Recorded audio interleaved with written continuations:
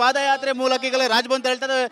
ಹಿರಿಯ ಶಾಸಕರಿಂದ ಮುನಿರತ್ನವರು ನೇರ ಹೋಗೋರ ಮಾತಾಡ್ತಾರೆ. ಸರ್, ಈಗ ಪಾದಯಾತ್ರೆ ಮೂಲಕ ರಾಜಭವನ್ ಹೋಗ್ತಾ ಇದ್ದೀರಿ. ಹೌದು, ಈಗ ಪಾಕಿಸ್ತಾನ್ ಜಿಂದಾಬಾದ್ ಅಂತ ಕೂಗಿದ್ರಲ್ಲ, ಈಗ ನಿನ್ನೆ ನಾಜೀರ್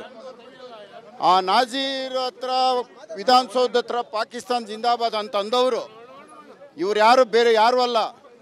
2008ರಲ್ಲಿ ಸ್ಟೇಡಿಯಂ ಹತ್ರ ಬಾಂಬ್ ಬಿಟ್ರಲ್ಲ ನಾಜೀರ್, ಆ ನಾಜೀರ್ ಜೊತೆ ಇದ್ದಂಥ ಭಯೋತ್ಪಾದಕರ ಇವತ್ತು ಇಲ್ಲಿ ಬಂದು ಜಿಂದಾಬಾದ್ ಕೂಗಿರೋದು ಪಾಕಿಸ್ತಾನಕ್ಕೆ. 2008ರಲ್ಲಿ ಚಿನ್ನಸ್ವಾಮಿ ಸ್ಟೇಡಿಯಂ ಹತ್ರ ಬಾಂಬ್ ಬ್ಲಾಸ್ಟ್ ಪ್ರಕರಣ ಆಯ್ತಲ್ಲ, ಆ ಸಂದರ್ಭದಲ್ಲಿ ಇದ್ದವರು ಅಂತೀರ? ಆ ನಾಜೀರ್ ಜೊತೆ ಇದ್ದವರು ಇವತ್ತು ಈ ನಾಜೀರ್ ಜೊತೆ ಇದ್ದಾರೆ. ನಿಮ್ಮ ಬಳಿ ದಾಖಲೆಗಳು ಇದೆಯಾ ಹಾಗಾದ್ರೆ? ಈಗ ನಮಗೆ ಬಂದಿರೋ ಮಾಹಿತಿಗಳು ಜನ ಹೇಳ್ತಾ ಇರೋದು ಅವರೇ ಇವ್ರು ಇರ್ಬೋದು, ತನಿಖೆ ಮಾಡಿ ಅಂತ ನಮ್ಗೆ ಒತ್ತಾಯ ಮಾಡ್ತಾ ಇದ್ದಾರೆ. ಇಷ್ಟೆಲ್ಲ ಆಗ್ತರೂ ಕೂಡ ಕಾಂಗ್ರೆಸ್ ಏನು ಆಗಿಲ್ಲ ಅನ್ನೋ ಒಂದು ರೀತಿ ತಿರುಚಲಾಗಿದೆ, ನಾವು ತನಿಖೆ ಮಾಡ್ತೀವಿ ಅಂತ ಹೇಳ್ತಾ ಇದ್ದಾರೆ. ಈಗ ನಾಳೆ ದಿನ ಇವರೆಲ್ಲ ಒಳ್ಳೆಯವರು ಅಂದ್ರೆ ಆಶ್ಚರ್ಯ ಪಡಂಗಿಲ್ಲ.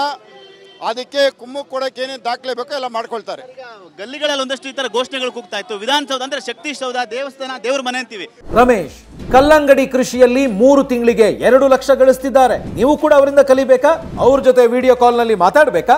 ಈಗಲೇ ಫ್ರೀಡಮ್ ಆಪ್ ಡೌನ್ಲೋಡ್ ಮಾಡಿ. ಆ ಒಂದು ಸ್ಥಳದಲ್ಲಿ ಬಾಂಬ್ ಬಿಟ್ಟವರು ವಿಧಾನಸೌಧದಲ್ಲಿ ಬರಲ್ಲ ಅಂತ ಏನು ದೊಡ್ಡ ವಿಷಯ ಏನಲ್ಲ, ಪಕ್ಕದಲ್ಲೇ ಇರ್ತಾನೆ ವಿಧಾನಸೌಧ. ಇಲ್ಲೂ ಬಂದು ಮಾಡ್ತಾರೆ ಇನ್ನು ಸ್ವಲ್ಪ ದಿನಕ್ಕೇನೆ. 2008ರಲ್ಲಿ ಆಗಿದ್ದ ಘಟನೆ ಮತ್ತೆ ಮರುಕಳಿಸೋ ಸಾಧ್ಯತೆಗಳು ಇರುತ್ತಾ? ಅನುಮಾನನೇ ಬೇಡ. ಇದಕ್ಕೆ ಸ್ಟೇಡಿಯಂ ಅಲ್ಲಿ ಯಾರು ಮಾಡಿದ್ರು ಅವರೇ ಇಲ್ಲೂ ಬರ್ತಾರೆ ನೆಕ್ಸ್ಟ್.